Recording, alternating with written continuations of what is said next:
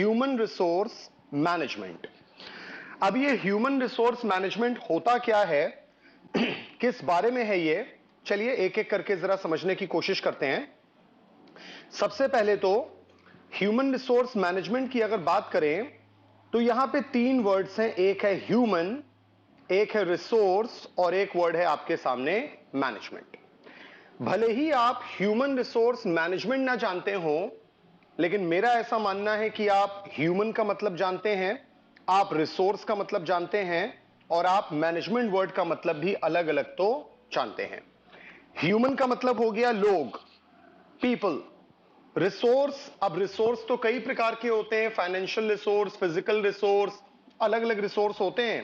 तो here we are talking about the human resource, यानी the resources which are present in the form of human beings, the resources which are being present in the form of talented human beings or the workers who are working for an organization।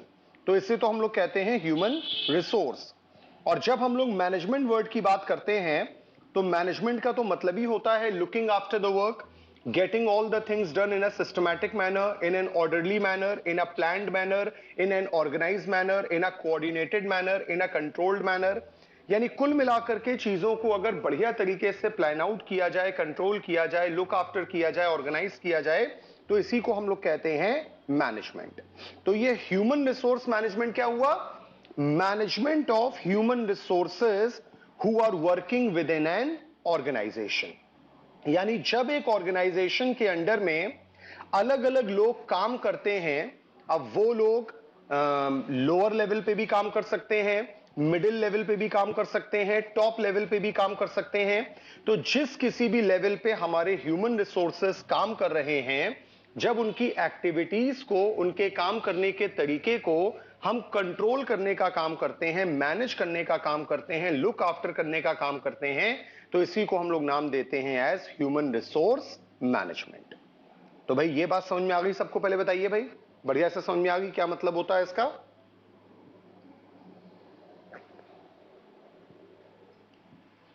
Okay, चलिए भाई तो आगे बढ़ते हैं जरा। अब human resource management में हम लोगों को पढ़ना क्या है, चलिए इस बारे में आते हैं जरा।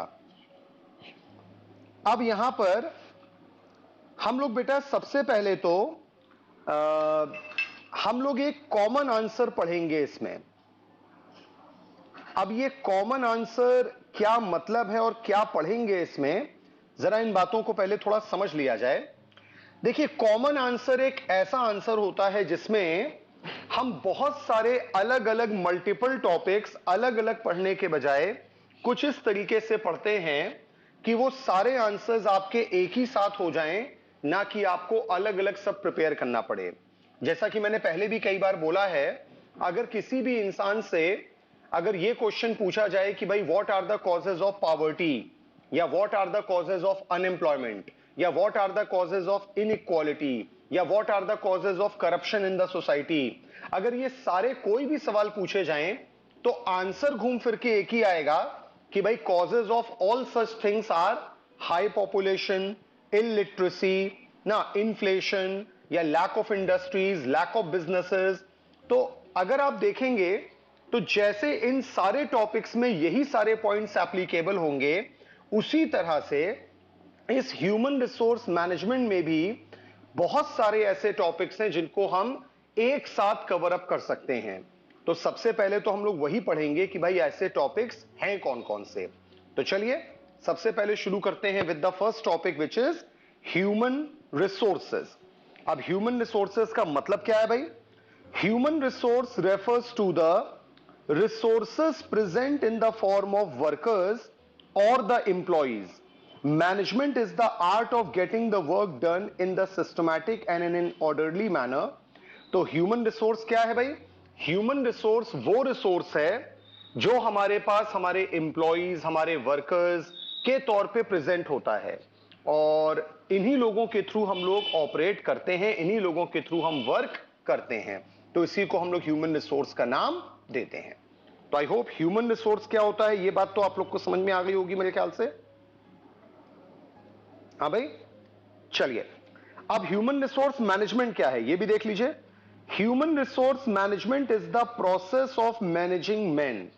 लोगों को मैनेज करने के प्रोसेस को ही कहा जाता है ह्यूमन रिसोर्स मैनेजमेंट।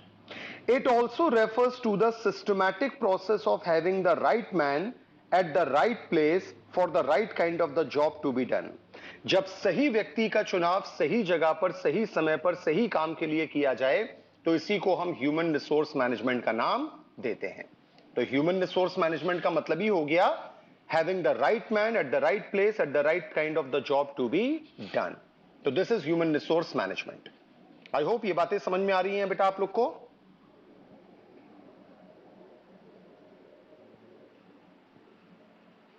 चलिए आगे बढ़ते हैं। अब सेकंड टॉपिक आता है ह्यूमन रिसोर्स प्लानिंग। ये जितने भी टॉपिक्स आप लोग देख रहे हो ना बेटा, ये सारे के सारे टॉपिक्स इनफैक्ट अपने आप में ये सारे के सारे अलग अलग चैप्टर्स हैं जिनकी अभी हम लोग मीनिंग पढ़ रहे हैं, और ये सारे टॉपिक्स को हम लोग फिर बाद में कंबाइंड मैनर में एक कॉमन आंसर के थ्रू पढ़ेंगे। ठीक है, तो चलिए देखते हैं ह्यूमन रिसोर्स प्लानिंग का मतलब क्या है। आप भले ही ह्यूमन रिसोर्स प्लानिंग ना जानते हो, लेकिन आप ह्यूमन रिसोर्स जानते हैं और आप प्लानिंग जानते हैं, ये दोनों अलग अलग तो आप लोग जानते हैं ना। ह्यूमन रिसोर्स क्या होता है, इतनी देर से मैं यही बता रहा हूं कि resources present in the form of human beings. और प्लानिंग की अगर बात करें तो प्लानिंग का मतलब क्या होता है, whenever we are deciding in advance regarding what to do, how to do, when to do and how much to do the activities, तो इसी को हम कहते हैं प्लानिंग। यानी हमें क्या करना है, कब करना है, क्यों करना है, किसके लिए करना है, कितना करना है, कैसे करना है, जब इन सारी चीजों को पहले से एडवांस में हम लोग डिसाइड करने लग जाएं तो इसी को हम प्लानिंग कहते हैं। तो ह्यूमन रिसोर्स प्लानिंग का मतलब क्या हुआ कि whenever we are doing the planning related to the human resources, जब हम ये प्लानिंग करने लग जाएं कि हमें ऑर्गेनाइजेशन में किस तरह के लोगों की जरूरत है, कितने लोगों की जरूरत है, वो जरूरत कहां से, कैसे, किस तरह से पूरी होगी, जब ये सारी चीजें हम लोग डिसाइड करने लग जाते हैं तो इसी प्रोसेस को हम लोग नाम देते हैं as human resource planning. I hope ये बात भी समझ में आ रही है आप लोग को बेटा। चलिए आगे बढ़ते हैं भाई, नेक्स्ट टॉपिक पे आते हैं फिर अब हम लोग, विच इज ह्यूमन रिसोर्स डेवलपमेंट। फिर आप देखिए, आप ह्यूमन रिसोर्स जानते हैं और आप डेवलपमेंट वर्ड का मतलब अलग अलग जानते हैं। तो जब हम लोग डेवलपमेंट करते हैं अपने ह्यूमन रिसोर्सेस का, यानी the process of developing the human resources is known as human resource development. यानी जब हम लोग ह्यूमन रिसोर्सेज को ही ज्यादा से ज्यादा डेवलप करने का काम करें, उन्हें और बेहतर बनाने का काम करें, अपने ह्यूमन रिसोर्सेज को प्रॉपर ट्रेनिंग दें, प्रॉपर उनका डेवलपमेंट कराएं, उनकी ग्रोथ कराएं, उनका स्किल लेवल बढ़ाएं, तो इसी प्रोसेस को हम कहेंगे ह्यूमन रिसोर्स डेवलपमेंट। तो देखिए भाई क्या मतलब है, whenever all the efforts are taken to promote the level of efficiency or capability of the workers to let them work with the full dedication, this process will be known as human resource development। जब हम लोगों को ज्यादा से ज्यादा efficiency के साथ काम करने के लिए प्रेरित करें, उन्हें ज्यादा से ज्यादा उनका टैलेंट बढ़ाने की कोशिश करें, उनका स्किल लेवल बढ़ाने की कोशिश करें, जब ये सारे काम करेंगे हम तो इसी प्रोसेस को हम कहते हैं human resource development. I hope ये बात भी क्लियर है मेरे ख्याल से बेटा आप लोग को। चलिए आगे बढ़ते हैं, नेक्स्ट पॉइंट पे आते हैं, विच is human resource audit. Again आप ह्यूमन रिसोर्सेज की मीनिंग जानते हैं और आप ऑडिट की मीनिंग जानते हैं। भाई ऑडिट, ऑडिटिंग, ये दोनों वर्ड्स आपने पढ़े होंगे। ऑडिट का मतलब है checking of the books of accounts and auditing is the process by which the books of accounts are being checked up. तो जब हम ह्यूमन रिसोर्स ऑडिट की बात करते हैं तो इसका मतलब ही क्या हुआ कि whenever we are doing the audit of the human resources, यानी whenever we are doing the audit that कि जितने भी लोग हमारे पास काम कर रहे हैं उनमें से कौन कौन अपना काम सही कर रहा है, गलत कर रहा है, अच्छा कर रहा है, बुरा कर रहा है, कैसे उस काम को अच्छा बनाया जा सकता है, क्या करके उसकी एफिशिएंसी को बढ़ाया जा सकता है। तो जब हम लोग ह्यूमन रिसोर्सेज से रिलेटेड सारा ऑडिट करने का काम करें तो उसी को हम ह्यूमन रिसोर्स ऑडिट का नाम देते हैं। अब जैसा कि देखिए यहां पे लिखा हुआ है, human resource audit is the process whereby one tries to analyse the performance shown by the human resources in the business and finding out the positives and negatives of the various workers to analyze that who is the asset and who is the liability for the business. जब हम ये पता लगाने की कोशिश करें कि organisation में कौन कौन बढ़िया काम कर रहा है, कौन कौन खराब काम कर रहा है, कौन हमारे ऑर्गेनाइजेशन के लिए असेट है और कौन हमारे ऑर्गेनाइजेशन के लिए लायबिलिटी बनता जा रहा है, तो इसी पूरे प्रोसेस को फाइंड आउट करने के प्रोसेस को हम ह्यूमन रिसोर्स ऑडिट का नाम देते हैं भाई। आई होप ये सारी बातें आप लोग को समझ में आ रही होंगी, मैं ऐसा मान करके चल रहा हूं भाई। चलिए आगे बढ़ते हैं। नेक्स्ट आते हैं जॉब एनालिसिस। अब देखिए जॉब एनालिसिस क्या है, यहां पे भी देखिए दो शब्द हैं, एक है जॉब और एक है आपके सामने एनालिसिस। आप जॉब का मतलब भी जानते हो और आप एनालिसिस वर्ड का मतलब भी जानते हो। देखो जॉब और ड्यूटीज, इन दोनों में फर्क होता है भाई। बहुत सारी ड्यूटीज को मिला करके एक जॉब बनता है, यानी जब बहुत सारी ड्यूटीज को एक साथ कंबाइन कर दिया जाए तो बहुत सारी ड्यूटीज एक साथ मिल करके एक जॉब को क्रिएट करने का काम करती हैं। अब जैसे अगर हम किसी को कहें कि भाई टीचिंग जॉब, तो टीचिंग जॉब का मतलब उसमें सिर्फ पढ़ाना ही नहीं होता भाई। अगर आप एक स्कूल टीचर के पॉइंट ऑफ व्यू से देखिए तो उस टीचर का काम, उसकी ड्यूटीज में बहुत सारी ड्यूटीज आती हैं। अटेंडेंस लेना एक ड्यूटी है, कॉपी करेक्शन करना एक ड्यूटी है, एग्जामिनेशन कंडक्ट कराना एक ड्यूटी है, पेरेंट टीचर मीटिंग कंडक्ट कराना एक ड्यूटी है और पढ़ाना भी एक ड्यूटी है।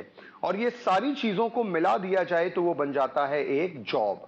यानी जॉब का मतलब हो गया a series of duties which are perform together which makes one job.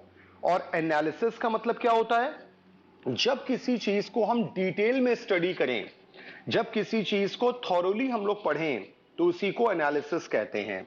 यानी जब हम लोग जॉब का एनालिसिस करने लग जाएं, यानी एक जॉब से रिलेटेड सारी बातों का पता लगाने की कोशिश करने लग जाएं कि भाई एक जॉब को करने में हमें कितने लोगों की जरूरत पड़ेगी, किस तरह के लोगों की जरूरत पड़ेगी, कितने समय में ये काम होगा, कितनी कॉस्टिंग आएगी उस काम को करने में। जब ये सारे एस्पेक्ट्स हम लोग स्टडी करके जॉब को एनालाइज करेंगे तो इसी को जॉब एनालिसिस का नाम दिया जाता है। आई होप बात समझ में आ गई है बेटा आप लोग को, क्लियर है बेटा यहां तक? चलिए आगे बढ़ते हैं। नेक्स्ट पॉइंट आता है ट्रेनिंग। अब ये ट्रेनिंग क्या होता है भाई? देखिए ट्रेनिंग तो बहुत सिंपल सी चीज है। जब भी हम लोग जॉब रिलेटेड स्किल इनहैंसमेंट करने का काम करते हैं, स्किल्स इनहैंसमेंट करने का काम करते हैं, तो इसी प्रोसेस को हम ट्रेनिंग कहते हैं। यानी जैसे कहा जाता है ना कि भाई practice makes a man perfect, training makes a man perfect. देखिए परफेक्ट तो वैसे कोई नहीं होता, कहा यह भी जाता है कि नोबडी इज परफेक्ट, लेकिन जितनी ज्यादा ट्रेनिंग हम लोग करते हैं, प्रैक्टिस करते हैं किसी काम की, उस काम को करते समय जो हमारे मिस्टेक्स होते हैं, मिस्टेक्स का level with training with practice लगातार कम हो जाता है। और ट्रेनिंग करने का मकसद भी एग्जैक्टली यही होता है। तो क्या है ट्रेनिंग भाई? It is the process of providing job related instructions और informations so that a worker can be made perfect or close to being perfect in his work। यानी एक वर्कर को हम कैसे परफेक्ट बना सकें या क्लोजर टू बीइंग परफेक्ट बना सकें, यही मकसद होता है ट्रेनिंग कराने का। आई होप ये बात भी समझ में आ रही होगी आप लोग को। चलिए आगे बढ़ते हैं, नेक्स्ट टॉपिक पे आते हैं। अच्छा यहां पे दो टॉपिक्स इनफैक्ट आएंगे जो इंटर रिलेटेड टाइप के हैं। जैसा कि आप देख सकते हैं, एक है ह्यूमन रिलेशन और एक है इंडस्ट्रियल रिलेशन। तो पहले इंडस्ट्रियल रिलेशन की बात कर लेते हैं। इंडस्ट्रियल रिलेशन यहां पे दो वर्ड्स हैं, एक है इंडस्ट्रियल और एक है रिलेशन। इंडस्ट्रियल यानी रिलेटेड विथ इंडस्ट्री और रिलेशन यानी बॉन्डिंग बिटवीन द पीपल। यानी जब हम लोग एक बढ़िया कॉर्डियल रिलेशन बनाते हैं inside the industry, in between employer and employee या एम्प्लॉयर विथ अनदर एम्प्लॉयर या एम्प्लॉय विथ अनदर एम्प्लॉय। यानी जब एक बढ़िया रिलेशनशिप डेवलप किया जाता है ओनर और सर्वेंट के बीच में, एक ओनर और दूसरे ओनर के बीच में, या एक सर्वेंट और दूसरे सर्वेंट के बीच में, inside the industry, so that the work can be done in a very coordinated manner, in a very harmonious manner, in a smooth manner, तो इसी को हम इंडस्ट्रियल रिलेशन कहते हैं।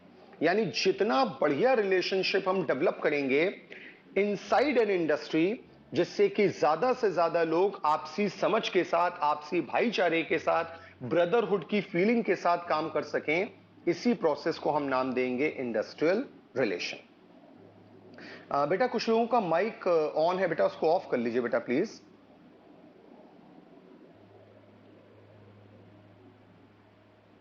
हाँ, तो आई होप यहां तक की बातें समझ में आ रही हैं आप लोग को। बेटा इंडस्ट्रियल रिलेशन का मतलब हो गया maintaining a harmonious and cordial relationship inside the industry, in between the employer and employee, in between one employer with that of another employer, or in between one employee and that of another employee. I hope यहां तक की बात clear हो गई होगी। अब जैसे industrial relation होता है वैसे ही ह्यूमन रिलेशन की बात है। ह्यूमन रिलेशन का मतलब क्या है? Maintaining cordial relationship with all the human beings which are directly और indirectly associated with the business. यानी बिजनेस से रिलेटेड सारे लोगों के साथ जब एक कॉर्डियल रिलेशनशिप हम लोग डेवलप करते हैं, एक हार्मोनियस रिलेशनशिप डेवलप करते हैं, और कैसे कैसे लोगों के साथ, चलो देखो भाई जैसे for example building of inter relationship with that of employer, employee, competitors, business associates, debtors, creditors, bankers and so on. जब हर एक इंसान के साथ जिसका इंपैक्ट बिजनेस के ऊपर डायरेक्टली या इनडायरेक्टली आता है, ऐसे सारे लोगों के साथ अगर हम harmonious relation, cordial relation develop करें, तो इसी प्रोसेस को building up the cordial relationship in between the human beings is known as human relations. I hope ये दोनों कॉन्सेप्ट आप लोग को समझ में आ गए होंगे मेरे ख्याल से। चलिए आगे बढ़ते हैं। अब यहां पे कॉन्सेप्ट आता है आपका ऑर्गेनाइजेशनल डेवलपमेंट। फिर देखिए यहां पे एक वर्ड है ऑर्गेनाइजेशनल और एक वर्ड है development. Organisational is taken from the word organisation, और डेवलपमेंट तो भाई हम लोग जानते ही हैं, किसी चीज को डेवलप करना, ग्रो करना, अपग्रेड करना, इनोवेट करना, बेहतर करना। यानी जब हम लोग एक ऑर्गेनाइजेशन को ही डेवलप करने का काम करते हैं, एक ऑर्गेनाइजेशन को और बेहतर बनाने का काम करते हैं, वहां पे कोशिश करते हैं कि there should be enhancement of goodwill, profitability, larger survival, expansion और even diversification in the business. तो जब बिजनेस में ये सारे एस्पेक्ट्स इन्वॉल्व होते हैं, यानी बिजनेस की गुडविल बढ़ने लग जाती है, प्रॉफिटेबिलिटी बढ़ने लग जाती है, सर्वाइवल का टाइम हमारा बढ़ जाता है, बिजनेस लगातार एक्सपैंड होता है, नई नई ब्रांचेस खुलती हैं, या बिजनेस के प्रोडक्ट्स डाइवर्सिफाइड होते हैं, नई वैरायटीज प्रोडक्ट्स की ऐड होती हैं, तो इसी पूरे प्रोसेस को हम नाम देते हैं as organisational development. I hope ये बात भी क्लियर है बेटा मेरे ख्याल से आप लोग को। चलिए आगे बढ़ते हैं, नेक्स्ट टॉपिक पे आते हैं विच इज लीडरशिप। अब देखो भाई लीडरशिप की भी अगर बात करें तो एक वर्ड हो जाता है लीडर और एक वर्ड होता है शिप। लीडर का मतलब होता है the one who is showing path to others, और शिप का मतलब है efforts being put up by that leader. यानी all those efforts by which an ordinary person becomes a leader, becomes the captain, becomes the role model, becomes the person who is going to show the path to others, then it is called as the leadership। यानी leadership एक अपने आप में art है, जैसा कि लिखा है leadership is the art of leading from the front by setting up an example. It guides the followers or the juniors how to accomplish a particular task with utmost ease। कैसे एक काम को बढ़िया तरीके से किया जाए और आसानी के साथ किया जाए, that is the purpose of leadership. Afreen आपका माइक ऑन है बेटा, उसको ऑफ कर लीजिए।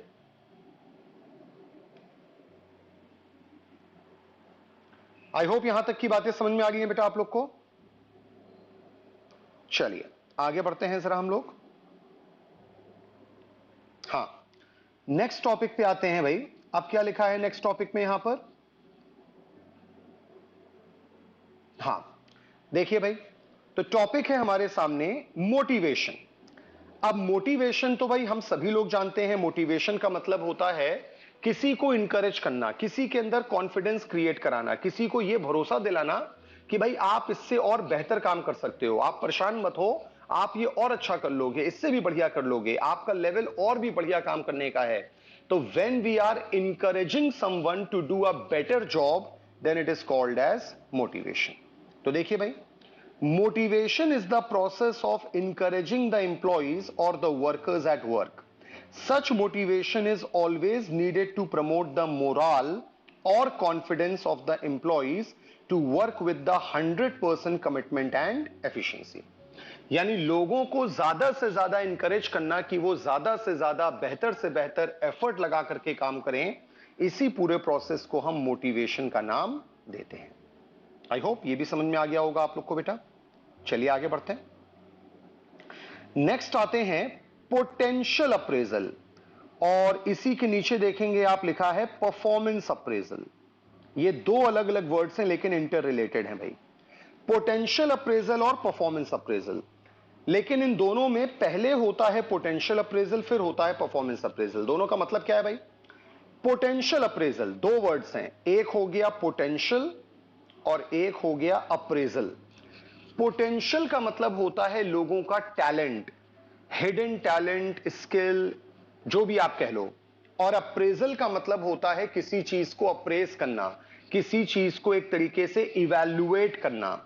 यानी जब हम किसी के टैलेंट को इवैल्यूएट करने का काम करें, हम यह पता लगाने की काम करें कि भाई कोई इंसान क्या कर सकता है, क्या करने के लायक है, क्या करने के लायक नहीं है, कौन सा काम अच्छा कर पाएगा, कौन सा काम अच्छा नहीं कर पाएगा। जब उसके टैलेंट के आधार पे हम ये डिसाइड करने की कोशिश करें कि वो क्या करने या क्या नहीं करने के लायक है, तो इसी प्रोसेस को हम पोटेंशियल अप्रेजल कहते हैं।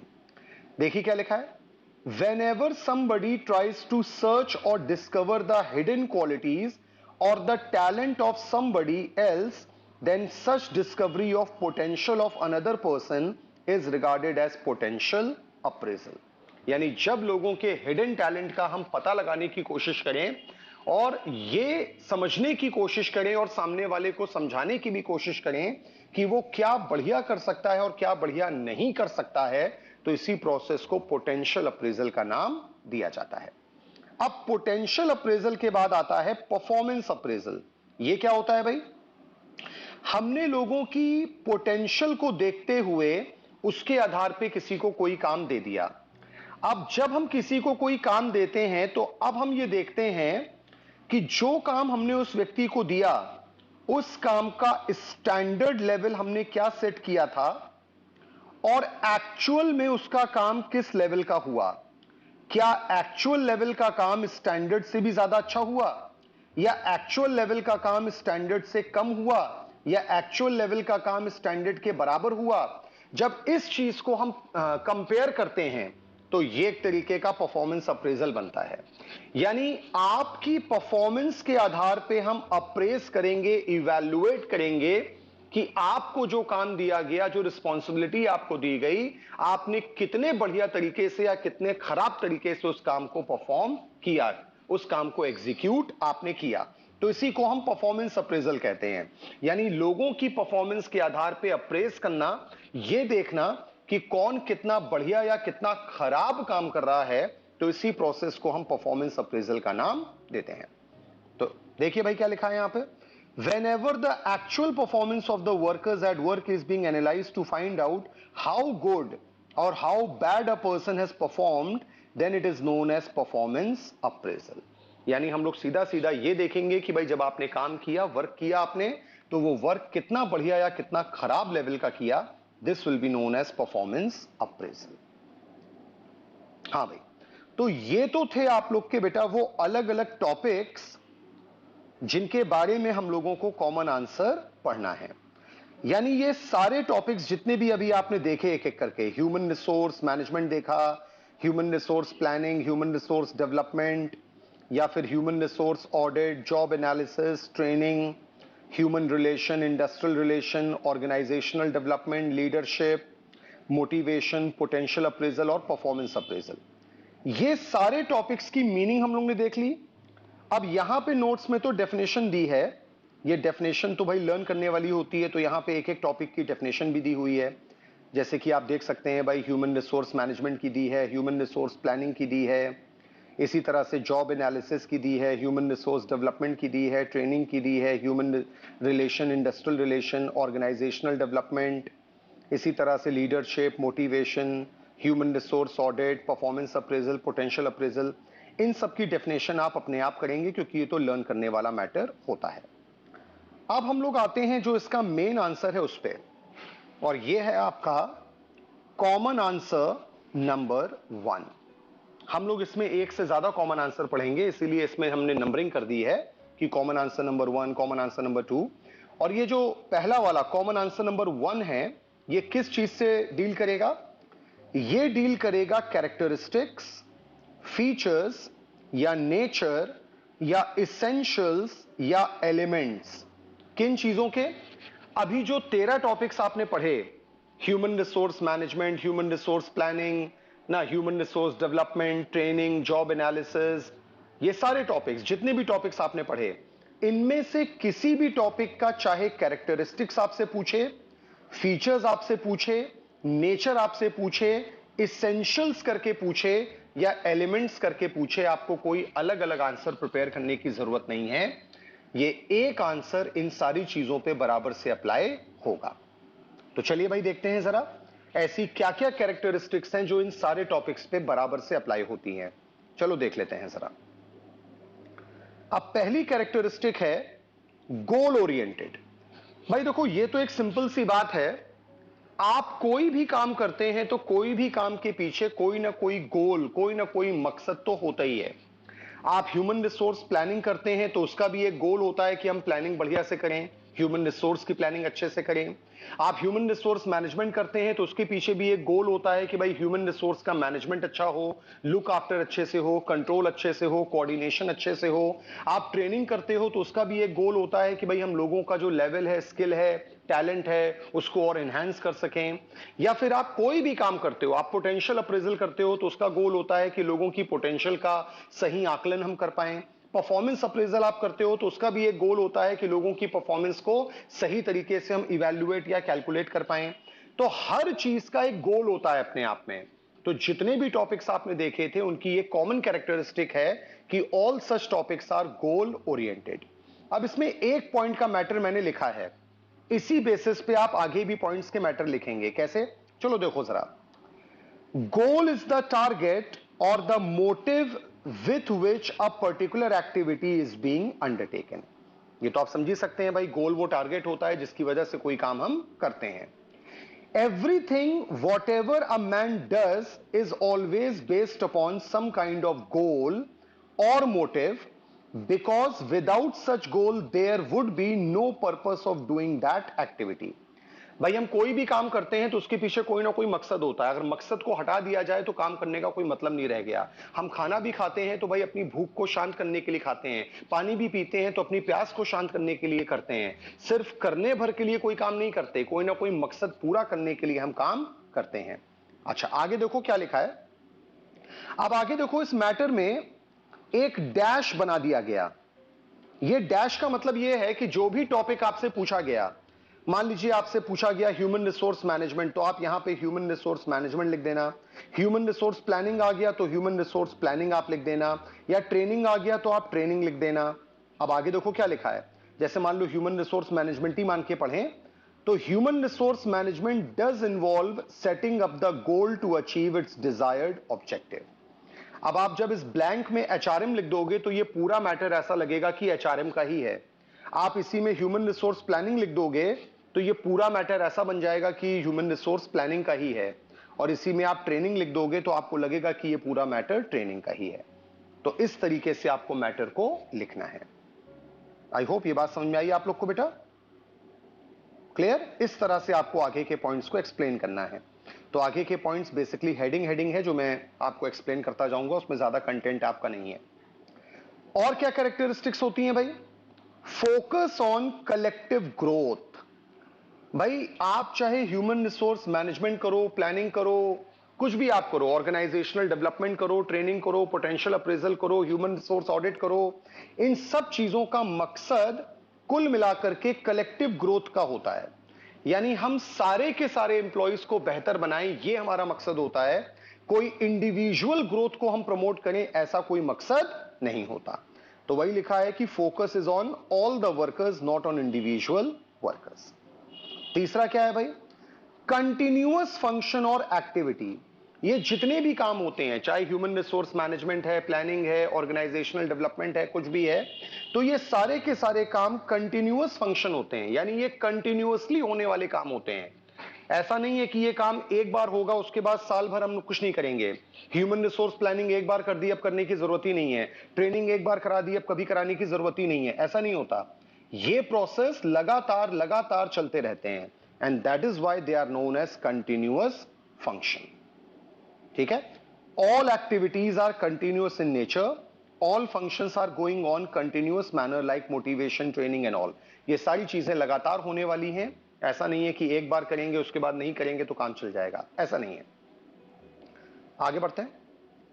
नेक्स्ट आता है परवेजिव एक्टिविटी। इसका मतलब होता है कि it is universal in nature, that is it is present everywhere at every level. आप चाहे ह्यूमन रिसोर्स मैनेजमेंट की बात करो, प्लानिंग की बात करो, ट्रेनिंग की बात करो, ऑडिट की बात करो, ऑर्गेनाइजेशनल डेवलपमेंट की बात करो ना, इनमें से कोई भी एक्टिविटी की आप बात करो, तो ये सारी एक्टिविटीज परवेजिव एक्टिविटीज होती हैं। मतलब they are universal in nature. ये हर जगह, हर बिजनेस में, हर ऑर्गेनाइजेशन में अप्लाई होंगी। ऐसा नहीं है कि ह्यूमन रिसोर्स मैनेजमेंट सिर्फ हम अपने बिजनेस में करेंगे, कहीं और नहीं करेंगे। ट्रेनिंग सिर्फ अपने एम्प्लॉइज की हम कराते हैं, कोई और नहीं कराता। तो that is why all these activities are pervasive in nature, universal in nature. चलिए आगे बढ़ते हैं। Focus on development of human resources. अब भाई कुल मिलाकर के अगर देखा जाए तो आप human resource management, planning, development, कुछ भी आप कहते हो, तो इनका फोकस किस बात पे होता है? डेवलपमेंट ऑफ ह्यूमन रिसोर्सेज पे ही तो होता है ना भाई। हम ह्यूमन रिसोर्स मैनेजमेंट भी इसीलिए करते हैं कि भाई ज्यादा से ज्यादा बढ़िया मैनेजमेंट करके हम लोगों को ज्यादा डेवलप कर सकें, ज्यादा बेहतर बना सकें। या फिर आप कोई भी काम करते हो, आप ट्रेनिंग भी कराते हो तो इसीलिए कराते हो कि ह्यूमन रिसोर्स को बेहतर बनाएं। या आप परफॉर्मेंस अप्रेजल कराते हो, पोटेंशियल अप्रेजल कराते हो, इसीलिए कराते हो ना कि ह्यूमन रिसोर्स का अपने आप में ज्यादा बेहतर डेवलपमेंट हो सके। या फिर आप ह्यूमन रिसोर्स की ऑडिट कराते हो तो इसीलिए तो कराते हो ना कि ऑडिट करा के उनकी कमियों का पता लगा सकें, जिससे कि उन कमियों को दूर करके उनको बेहतर बनाया जा सके।